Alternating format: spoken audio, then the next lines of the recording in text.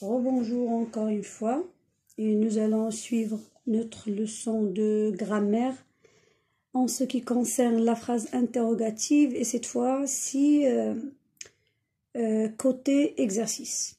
Donc on va essayer de récapituler un peu la leçon des types de l'interrogation. Donc on a vu que on peut avoir l'interrogation totale ou l'interrogation partielle. D'accord? Donc, essayez d'observer les phrases que vous avez. Donc, j'ai choisi 4 phrases. Respectez-vous le code de la route? Respectez-vous le code de la route? Qu'est-ce que vous remarquez ici pour la première phrase? Donc, nous avons inversion du sujet. Voilà le sujet. Et voilà le verbe. D'accord? Donc, elle est inversée. Donc ici, bien sûr, si vous aurez une phrase où il y a l'inversion du sujet, toujours on parle de la phrase interrogative, toujours vous allez me dire qu'il s'agit bien d'une interrogation totale. D'accord? Donc ici, je vais mettre T. C'est clair? Pour l'interrogation totale et P pour l'interrogation partielle. D'accord? Passons maintenant à la deuxième phrase. Nous avons combien y a-t-il de paragraphes dans ce texte? Combien y a-t-il de paragraphes dans ce texte? Est-ce que tu vas répondre ici par oui ou non? Non, bien sûr. Donc tu vas répondre par un nombre, c'est-à-dire tu vas dire il y a 4 paragraphes, il y a 3 paragraphes ou bien 5 paragraphes. Donc, tu as répondu par une phrase, c'est-à-dire partielle, une interrogation partielle. Et toujours, pourquoi? Parce qu'il y a un mot qui montre qu'il s'agit bien sûr d'une interrogation partielle. Voilà, on passe maintenant à la troisième phrase. Nous avons ici « Est-ce que tu as visité l'Égypte ?» Est-ce que tu as visité l'Égypte? Donc ici, bien sûr, la phrase interrogative commence par le mot « est-ce que ?» Donc, bien sûr, il s'agit d'une interrogation totale. T. Mais, bien sûr, tu peux te demander par quoi je vais répondre à cette question. Est-ce que tu as visité l'Égypte? Tu vas répondre bien sûr par oui, j'ai visité l'Égypte ou bien non, je n'ai pas visité l'Égypte. D'accord? Donc c'est total. Où se trouve la dernière phrase? Où se trouve la place Jamal Fna? Où se trouve la place Jamal Fna? Donc ici, nous avons une question qui demande le lieu, puisqu'il y a où avec accent.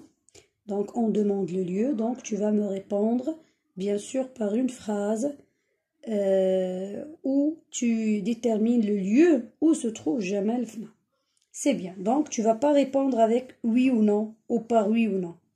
Donc c'est P, c'est partiel. D'accord? C'est bien. Maintenant, on va récapituler, on va faire un petit récapitulatif de l'interrogation, les deux types de l'interrogation. Donc, on va faire un petit tableau comme ça. Interrogation totale. Voilà.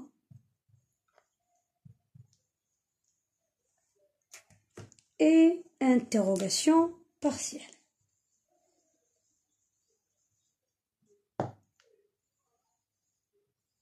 Je ne vais pas écrire tout le mot.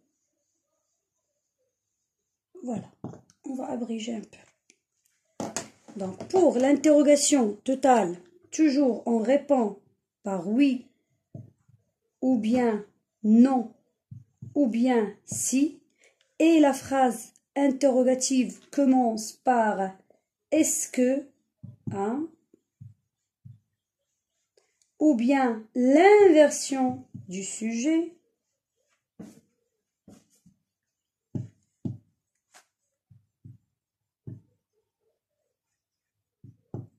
voilà. Et, ou bien, par exemple, une phrase simple avec phrase simple.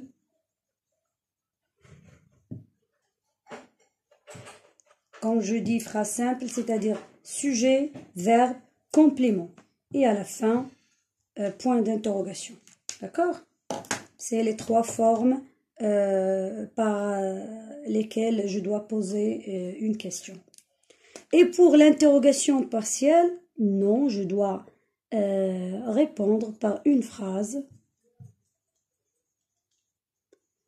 Et toujours, l'interrogation partielle commence soit par un pronom interrogatif, qui, par exemple, hein, que, par exemple, qui es-tu? Ou bien, qui est à la porte? Que fais-tu? Ou bien, le pronom aussi, quel et les dérivés de quel. Quelle est la source avec deux LE? Quelle est la source du texte? Ou bien, quel est l'ouvrage d'où on a extrait le texte, ainsi de suite. Ou bien avec les adverbes combien, comment, d'accord? Donc, il y en a, ou bien avec la conjonction ou aussi quand. Donc voilà. J'espère bien que vous avez bien compris les types d'interrogations et vous pouvez par la suite faire une différence entre l'interrogation totale et l'interrogation partielle. Merci.